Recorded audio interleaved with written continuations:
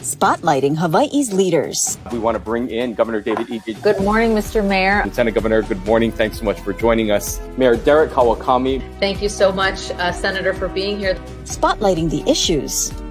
Where is the virus right now in our community? How much is this overall going to cost the state? How are you responding to the community's concerns? Talk about the level of citations that you guys are writing. Spotlight Hawaii with Yanji Denise and Ryan Kalei Suji on the digital platforms of the Honolulu Star-Advertiser.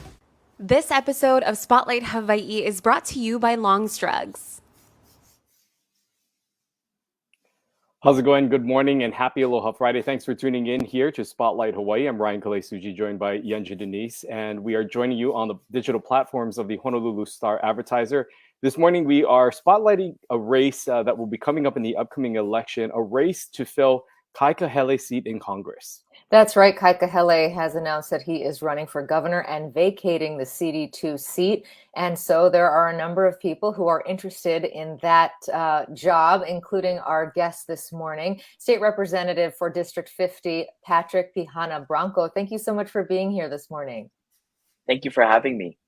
So you are now in your first term in the Ledge, representing Kailua and Kaneohe. Tell us a little bit about why you've decided to pursue the CD2 seat. Yes, absolutely. When Congressman Kahele announced that he was running for governor, it was a complete surprise to me. It wasn't in the plan. I planned to be in the state legislature for the long haul, but you can never choose the time for service that calls you. And so this is why I stepped up to the plate. And I believe that we need someone that's willing to go to Washington, someone with the Washington experience. I was a U.S. diplomat for 8 years in Colombia, Pakistan, Venezuela, and with the Secretary of State's office, but someone who's also grounded in Hawaiian values that will stay there for the long term and make sure Hawaii becomes a priority in the halls of Congress again. Let's talk a little bit about your background and that foreign experience you speak of. How do you feel that will prepare you for this job and translate into a position in Congress representing Hawaii? Absolutely. On the practical side, as a former U.S. diplomat, I understand that arduous travel schedule. One experience I had was flying into Afghanistan 17 hours, negotiating for 6 hours, back on the plane to Washington, and then 2 days later back into South America. We need someone that understands the practical side of the job, that it actually will take a lot of time. If we need someone that's committed to staying in Washington. The other thing, too, is my experience not only prepared me for the practical side of the position, but also the hard side in negotiating as well. When I was in Colombia, I was on the other side of communist guerrillas, negotiating, sharing about democracy, freedom, peace. I'm not saying Congress is going to be full of communist guerrillas, but it's going to be a very difficult situation. And we need someone that's grounded in Hawaiian values, but also understands how to navigate the DC apparatus to make sure the needed federal resources are coming back to Hawaii. Yeah, on that topic, I'm interested to know, we are looking sort of in the broader landscape at Democrats likely being in the minority. You, of course, are a Democrat. If you go up to Washington, given the climate that you're stepping into, how will you navigate that and indeed put Hawaii, at the forefront? Absolutely. I think it's important to note my current district. I represent the district of Kailua and Kaneohe Bay. It was represented by a Republican for 30 years, Representative Cynthia Thielen. When I ran for office, I didn't run on, bad Republicans and good Democrats. What I ran on was continued strong leadership for our community. And that's the same attitude that I'll bring to Congress. Not everyone is going to want to work with me across the aisle, but there is opportunities. If when you look at history, Senator Inouye was best friends with Senator Ted Stevens from Alaska. And so whether the Democrats or the Republicans were in party, they worked together to make sure those necessary resources were going back to their states. And I believe this is what I'll be able to offer, is be able to build bridges and make sure that Hawaii is a priority in the halls of Congress. This is an interesting seat that you're looking to represent, in that it represents parts of rural Oahu as well as the neighbor island communities. How do you feel equipped to be able to be that voice for neighbor islands and being able to manage a campaign as well that is a statewide campaign rather than something that's confined to the district on the windward side of Oahu? Absolutely. I'm very fortunate. I'm born and raised in Kailua, but my family, when they actually immigrated from Portugal and Puerto Rico during the plantation era, they set up base in Hawaii Island. And so I spent my summers actually on Hawaii Island. with my great grandparents. We would help them with the pigs in the morning, and then we'd go to the beach in the afternoon. And this is the type of connections that I have. I'm not only connected to Kailua and Kaneohe Bay, but I have family across the neighbor islands. And this has been the foundation of my campaign, is connecting with those friends and families that are excited for this campaign. The other resources is I was a political outsider when I ran for office. When I finished with my diplomatic career and I moved back home, I'm not from a politically connected family. I don't know other politicians. But what I did know was that I had growth and grit, and that's what my parents taught me. And we were able to win our first race in Kailua and Kaneohe Bay. And we feel like we've significantly done being able to bring a lot of resources back to the community. You know, as you're campaigning, I'm assuming that you're interacting with a lot of voters, potential voters. What are you hearing from them in terms of what concerns they have? And what do you think that you can specifically do in Congress to address some of those concerns, be they economic or COVID concerns? What are you hearing from potential constituents, and what do you hope to do for them? When recently I was talking to an auntie in Wailuku, and she was saying that she was very excited about our candidacy because not only it was a young blood, a fresh face, but someone who actually brought experience, DC experience, and able to do the job. The number one issue that I've been hearing from constituents out there is we need someone that's going to stay, someone that's committed to the job, that will be there full time and knows what it takes to be in Washington. It's not easy going back from Washington, then back to the district and across the 8 islands. And so that's the number one issue. The other issue is economic diversification. This is what we're hearing. And, we've been hearing this, and this is the other thing that I'm running on, is we've been hearing about economic diversification, tourism, and many other issues in this state since I was a kid. And it's the same issues that we're talking about today. And so this is the populace out there is just tired of career politicians promising the same thing and not willing to deliver. I know for myself, I cannot afford a $1.5 million home in my community. I'm fortunate that I live in a multi-generational household with my grandparents, but my story is not uncommon out there. A lot of families are worried that they'll not be able to make it in Hawaii, and they're worried that their children are definitely not going to be able to make it. And so this is what's going to be important. And this is what I'm willing to work on, and I want to focus on, is economic diversification and bringing the federal resources here in Hawaii to make sure that our local families can stay and thrive.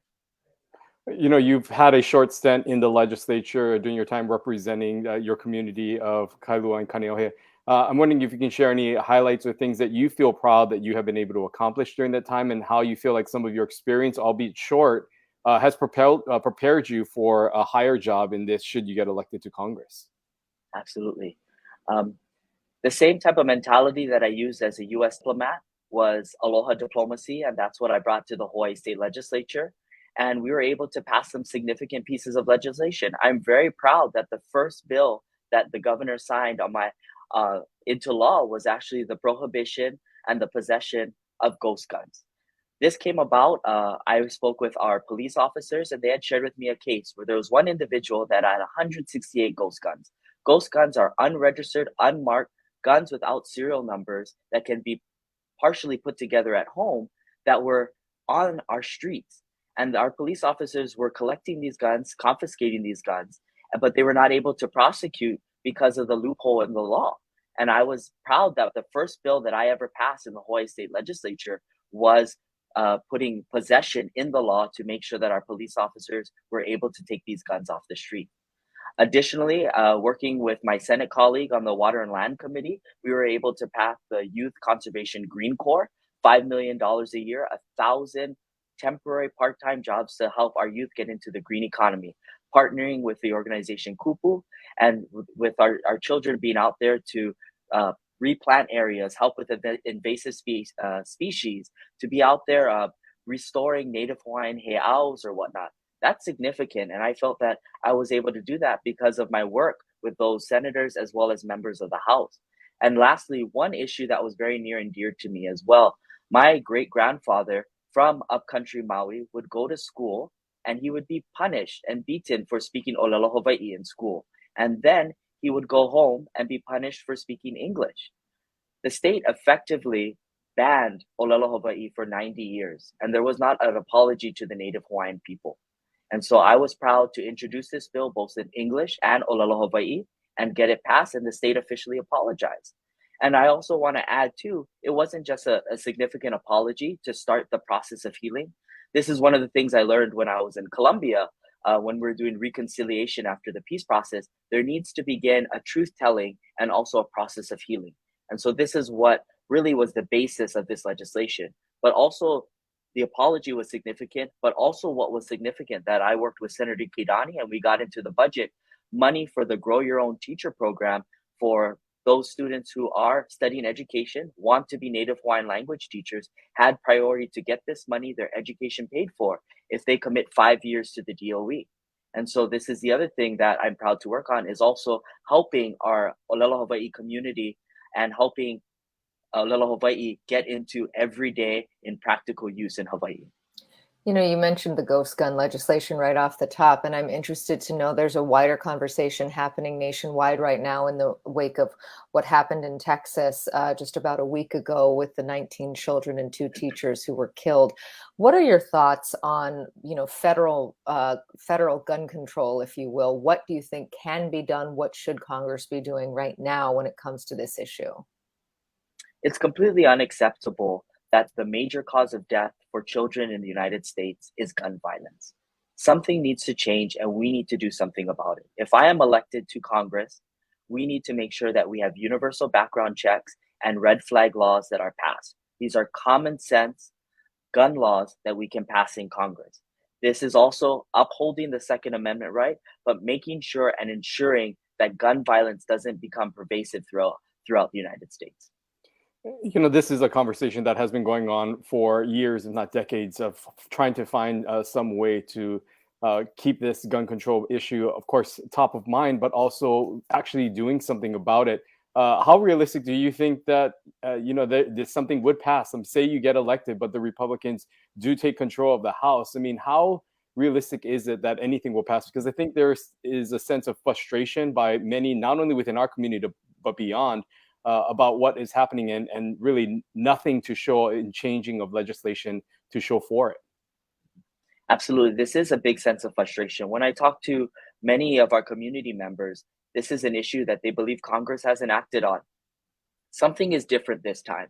I'm not sure exactly what it is, but there is huge momentum across the country to get something done. And so building on that momentum, plus, my background as a US diplomat and be able to cross bridges and to speak with those from the other side, I do believe that I'll be able to build those bridges and we can work on getting something done. My thought that this is a priority, there's momentum, and something needs to be done in our country immediately. I want to circle back to something you brought up at the top that you're hearing from potential voters, and this is from Kevin. How do we know you're going to stay in this seat? And TJ said, responding to Kevin, how do we know he won't try to get into another seat, even if it's another congressional seat? Given what's happened with all the turnover in this particular seat in CD2, there is some trepidation from voters and people feeling like they want whoever takes this seat to build some seniority. What are you telling people on the trail about this? Absolutely. We've had 3 representatives in this seat in the last 10 years. Hawaii can only build seniority if someone stays in the seat. It's also very important that someone stays in the House because all finance bills actually originate in the House. So it's critical that we have a member of Congress that stays to build that seniority. And so this is my commitment to the people of Hawaii. If a seat for governor or senator opens in the future, I will not run for that seat. I am committed to staying in this seat for the long haul, as long as the good people of Hawaii will have me. This seat is not a stepping stone. This seat is a cornerstone of our delegation, and I am committed to staying there for the long haul. You, of course, are going to be going up against someone who has had a name in politics for some time. Former State Senator Jill Tukuda, has been in charge of the Ways and Means Committee, has done a lot around the state budget, was running for lieutenant governor, but ultimately moved into this race once it became known that Kai Kahele was seeking the seat for governor. What separates the two of you? How do you feel that you may be qualified, or what distinguishes yourself from your opponent? Absolutely. I think what first distinguishes me is I'm not a career politician. I'm not a politician that's looking for a job. I am someone from the community that is looking to serve our people. My entire career has been public service to our country and to the state of Hawaii. and I'm committed to do that. The other thing, when I'm speaking to people out there, they're tired of the same promises. As I had mentioned earlier, we are talking about the same issues over and over again for the last 20 and 30 years, and nothing is happening. And this is what my candidacy represents, is I am a lawmaker that actually puts my money where my mouth is, and I do something. The other thing too is also the practical side. I'm the only elected official that has significant Washington, D.C. experience and on-the-job training to understand the arduous travel that is ahead of us. We need someone that's going to be committed to staying in the seat, understanding that sometimes you're not going to be able to come home for 3 to 4 weeks. And there's sometimes where you're going to have to be able to come home for 12 hours and get back on that plane. We need someone committed to that. And my entire career has shown my commitment to the state as well as country. There's some questions in the comments about military leases. I'm interested to get your thoughts on Red Hill. I know that this is sort of a multifaceted issue where you'll have the Board of Water Supply, the Department of Health, and the governor's office, along with the city and county of Honolulu, all working together to make sure that the Navy does its part to clean up what has happened and also to defuel the facility at Red Hill. But what do you think the role of Congress is going forward on this to make sure that the military actually does what it said it's going to do? The next congressperson's role is going to be critical. This seat has traditionally had a seat at the House Armed Services Committee, and to make sure that the decommissioning of Red Hill goes smoothly and that there's no further environmental degradation, we need to make sure that we have someone on this committee and someone that's going to be able to bring the resources to make sure there's no further environmental damage. It's also critical for our next congressperson to be on this seat because they can keep the Navy and the Department of Defense accountable. I think that's what's going to be critical for Red Hill, is to make sure the best way to make sure Red Hill doesn't happen and the decommissioning goes smoothly is to have a strong voice on the House Armed Services Committee. You have a unique experience in the sense that you have served in the military, but you also have strong ties to the Hawaiian community. And at times we have seen these two communities clash with many Native Hawaiians who are calling for the removal of some military presence in specific areas, as well as just the overall relationship between Hawaii and the U.S. military. What do you think that relationship looks like moving forward, knowing what we know what happened with Red Hill and some of these leases that Yanji was speaking about? How do you think that relationship should look moving forward? Yeah, absolutely. It's a question of equity and parity when it comes to Native Hawaiians. For too long, the system has not included Native Hawaiians as well as the larger community in developing policies when it comes to land use, military installments. And this is where I think the congressperson also is very critical. As we saw, Congressman Kahele was from he serves in the National Guard, but he's also Native Hawaiian.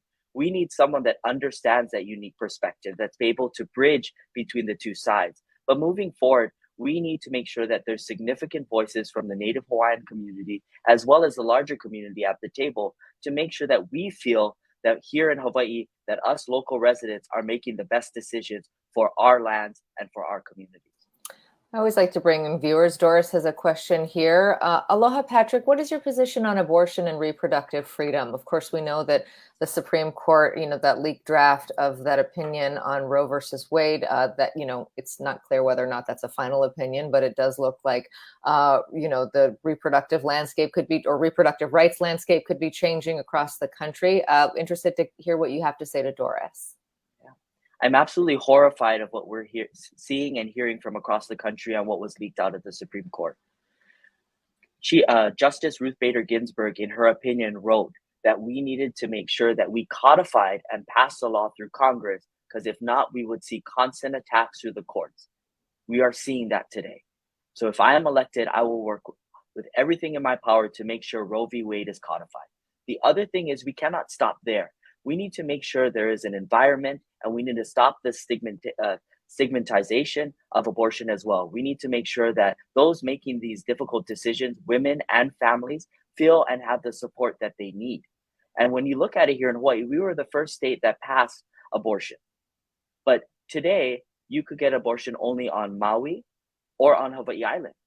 This seat, majority of the seat is in the rural community. What about a woman who's making this difficult decision that's in Kauai, that doesn't have the $200 to fly to Oahu or to get to Maui? we need to think about that, and we need to lower the barriers to access, but make sure we're giving the proper resources that those who are making this difficult situation feel cared for and can go through this process. And we need to make sure that we lower access and make sure those on Kauai, Molokai, Lanai, and even on Hawaii Island, who has to travel from one side of the island to the other, who may not have transportation, has that ability to do so. I also see this as a significant health access issue for Hawaii. You know, you mentioned in your talks with people from the community that many are frustrated because they say things are not changing, that it's kind of always been the same, that there's a lot of talk but not a lot of action. You know, and yet we hear when we speak to members of the congressional delegation on this show, you know, whether it be Senator Schatz or Representative Kaikahele, you know, they speak about some of the accomplishments and things that they have been able to accomplish and some of the things, the work that they are doing for the state. I'm wondering, do you think that this congressional delegation is doing a good job and has done a good job and is meeting the needs of the people of Hawaii? And if not, what do you think is lacking that you would bring in, what you would change? I do believe that Senator Schatz and the rest of the delegation has been doing a good job. When I talk about the larger apparatus, we're talking about city, state, and federal. This is one thing that I always tell my team. When we get an issue that comes into our office, whether it's the city level or the state level, they don't view the different levels of government. What they view is that it's just government in general not being responsive. And so I think there's the opportunity for us to grow. And I do believe that our federal delegation is doing a great job, but we do need to do some more work. There's a lot of work to do on tourism, economic diversification, and we're not going to get this right. And it's not going to just be myself or others. It's going to take a full, all of government effort at every area to make sure that we're responding to the needs of the people. You know, you have such an interesting background, Kamehameha Schools graduate, HPU graduate, Johns Hopkins, and then all the diplomatic experience you were talking about. I'm interested to know, when you're out on the trail, what's something that you share with people that they may not get by reading your resume? You know, what do you like to do for fun, or what are you most passionate about? Just a little of the personal side, if we could. Absolutely. I think one of my hobbies that I enjoy doing is I actually do Hawaiian arts and crafts. So I do like to carve Hawaiian traditional implements, and I'm hoping to learn how to carve Native Hawaiian bowls soon. But I think something else about my background that you may not know, or people may ask what motivates me, is a teacher, my geometry teacher at Kamehameha. Recently, I saw him at Ala Moana, and he said, "Hey, I'm so proud of you." And he said, "Statistically, you are not supposed to be where you are. I am the son of a teenage mom and a father who didn't finish high school. You know, in my biography, it's not supposed to say former US diplomat, current state legislator, and candidate for Congress." And that's really because of the growth and grit that my parents taught me and my community. You know, my dad worked several jobs to pay for my mom for nursing school. My mother, for a 2 years nursing degree, took 8 years. And I remember being in the back of that classroom in WCC and KCC. And that's what my parents taught me, that being able to work hard, you can make it in here, make it in Hawaii. But that's not the case anymore. I recently spoke to my cousins who graduated from Kaleo High School. And when I was talking to them about graduation, they feel a little disheartened. Because when I graduated, the dialogue or the conversations that we're having was like, you go to the continent, then you come back home. For them, the conversation now is, will I ever be able to get a good paying job? Will I ever be able to make it in Hawaii? And that only option is going to the continent. And this has to change. And this is what my candidacy is about, is because I want to make sure that all families, our youth, and our future can stay here and be able to make it in Hawaii. And so let's maybe address that. How do you think that's possible? I mean, what suggestions or thoughts do you have to make Hawaii more affordable, to allow some of those who have left the islands to return home and to make and succeed here? Absolutely. You know, so the biggest thing that we can do is have someone in Congress that's going to stay and build that seniority to make sure those federal dollars come back to Hawaii. But in terms of economic diversification, there's a few opportunities. Hawaii is the only state in the union that can produce all forms of renewable energy. We need to make sure Hawaii is meeting our goals and we harness all of these forms of renewable energy to make sure our energy bills are going lower. There's great opportunity in geothermal. The other thing out there too is Hawaii, as we're the only state in the union that has all these forms of renewable energy, Hawaii is primed to become a testing spot. In my own district of Kailua and Kaneohe Bay, we have a wave energy facility that's being tested. There's opportunities here, and I would love to work to see how other companies could come here and test these technologies safely, but also build jobs for our community. The other thing too is cybersecurity. With the pivot towards the Pacific and the United States is focusing on the Asia Pacific region, there's a lot of federal dollars that are coming here into Hawaii. When we look at warfare in the 21st century, it's not going to be battleship to battleship. It's actually going to be asymmetric warfare that's done through cybersecurity. This is meaning that we need people that understand AI, speak multiple languages, and are in Hawaii. And Hawaii has that competitive advantage. We're the most diverse state in the union. We have multiple languages being spoken here, and we have an opportunity to build that sector here in Hawaii by making sure that we have grants and training programs into our local workforce to make sure that our local people are taking advantage of these cybersecurity jobs.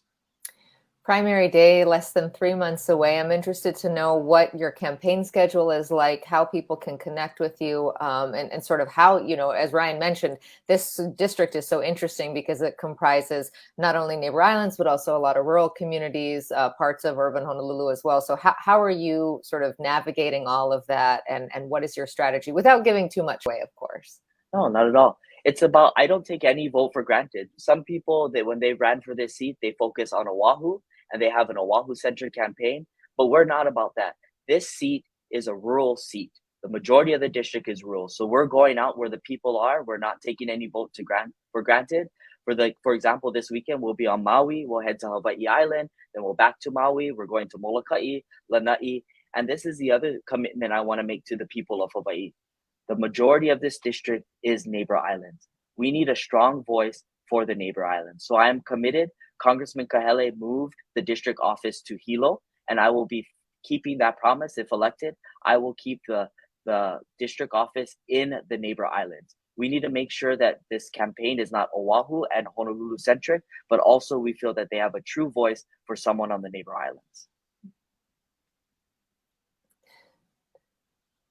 Sorry about that. As our time wraps up here, just want to provide you a final moment to get your message out to those who may be watching who are considering this race and still have yet to make up their mind about who they would like to support. Your message this morning as we close on out. Absolutely. Thank you for the opportunity to be here, and I'm just honored to be here as well. As I said previously, my biography is not supposed to be here. My story is not statistically supposed to happen, but this is only possible because I had the love of my community, my family, and also the growth and grit mentality that my parents taught me. And so as I get out there, and I just ask as the voters to please give me a good look, please consider me, and know that you'll have someone that's committed to working for you in Congress for the long haul, and also will make sure that we are making sure that Hawaii is a priority in the halls of Congress again. Mahalo. Okay, mahalo. State District Representative for District 50, Patrick Pihana Branco, and now candidate for Congress. Thank you so much for joining us this morning. We appreciate it. Thank you. Aloha. Great to hear from him. He has such an interesting background, Ryan, as we noted throughout our conversation, having worked as a diplomat all over the world with a focus in Afghanistan, Pakistan, and then he also noted some work in South America as well, coming home to Hawaii, running in that, what was Thielen's seat for many, many years, taking it from a Republican, turning it into a Democratic seat. And now he said he had not expected to run for Congress this early in his career, but the opportunity presented itself and he feels called to serve. Also interesting to note that he did make a commitment in our conversation today that even if a seat that could perhaps be appealing to some, like let's say a Senate seat or a governor's seat opens up, it is not something he would pursue if he was in this seat. Yeah, you heard him say that this is not a stepping stone, but rather something that he is committed to for the long haul. And also making note that this is in a seat where the office should be held on the neighbor island. Kai Kahele, of course, moving that district office into his hometown of Hilo. And you heard from Representative Branco saying that he would do the same and keep it on a neighbor island in that community because of the fact that it represents those neighbor islands and rural Oahu districts. We also got his opinions on a few of the hot topics that are happening right now. Of course, gun control. He spoke about some of the local legislation that he was able to pass with his first term in office. And then also talked about his stance on gun control and saying that his experience as a negotiator, as a diplomat, will help him in Congress to help pass gun legislation and other legislation that will require both sides of the aisle working together. Yeah, he also talked about the importance of this seat when it comes to enforcing the Navy's commitment to drain the Red Hill fuel tanks and how he would work to make sure that that does indeed happen. So we covered a lot of ground with him. Very interesting to hear from him. We appreciate his time this morning, and we appreciate all of you for tuning in as well. On Monday, we're going to be talking not only about this race, but all of the races that are happening. It is a very exciting political season. So Neil Milner and Colin Moore, two political powerhouses, will be joining us to handicap all the races from governor on down. We know that every seat in the legislature, along with a number of city council races, of course, congressional seat, lieutenant governor, and the governor's race, all up for grabs. So very interesting conversation. We're looking forward to that on Monday. Yeah, we hope you join us. Really, it's an opportunity as well to educate voters about the different people running in all these offices, because there is a lot happening, and I know at times it can get confusing with the amount of races and people running. So we're looking forward to that conversation. Have a great weekend. We'll see you right back here on Monday. Aloha. Aloha. This episode of Spotlight Hawaii is brought to you by Long's Drugs.